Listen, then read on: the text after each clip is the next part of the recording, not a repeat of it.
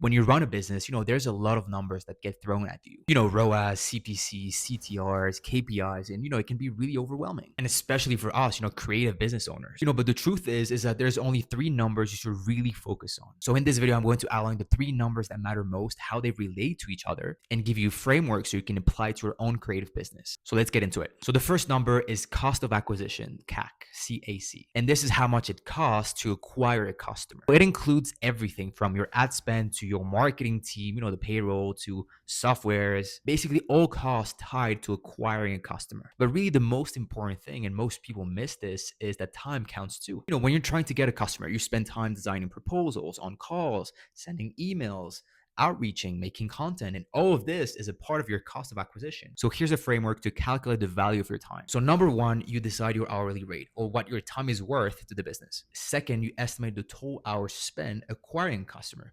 outreach, calls, meetings, etc. Three, you multiply your hourly rate by the number of hours. And four, you add this to all other monetary costs. So ads, software, commissions, everything. And that gives you a true cost to acquire customers. So time and money. So the second really important number to focus on in your marketing is your lifetime gross profit. And this is not your total revenue. It's the gross profit you will make from a client over the entire relationship.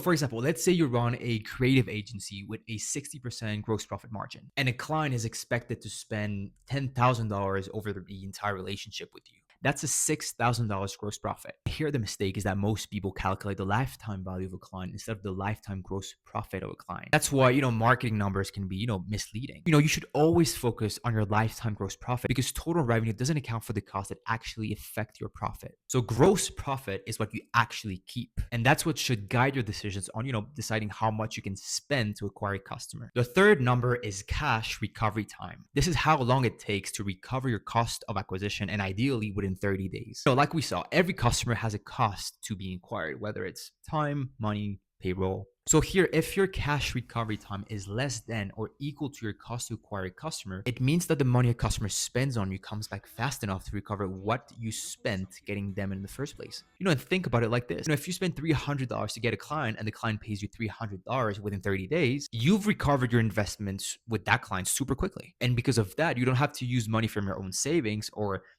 the company's money to get a new client. You're using the customer's money to pay for themselves and to get another client. And this is super powerful for growth. It lets you bring in more clients without needing more cash up front. And once you've recovered the initial cost, every additional payment from the customer is basically, pure profit. You can reinvest or keep for the business. Now, how the three numbers work together. The first ratio is lifetime gross profit to cost to acquire a client ratio. Here, you should aim for at least 3-to-1. That means the gross profit from a client should be 3 times higher than what it costs to acquire them. If your lifetime gross profit is $12,000, let's say, your cost to acquire that client should be equal to or under $400. Spending more than that would mean that your cost to acquire a client is, way expensive relative to the profit you make. The second ratio is cash recovery time to cost to acquire a client ratio. Ideally, this is a 1-to-1 or better, meaning you break even within 30 days with your customer's revenue. So for example, imagine you spend $200 to acquire a client,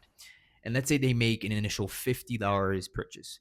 After that, they make $150 in upsell, or recurring revenue. And so by day 30, you've recovered your cost to acquire a client. Every purchase after that is, essentially free profit. And that's the power of this model. So to summarize, the three numbers you always need to know are the cost to acquire a client, which is the true cost of acquiring a client, including your time, lifetime gross profit, which is the total gross profit over the customer's lifetime, and your cash recovery time, how quickly you recoup your cost to acquire a client. And like we said, aim for a 3-to-1 lifetime gross profit to cost to acquire a client and a cash recovery time equal to or less than your cost to acquire a client.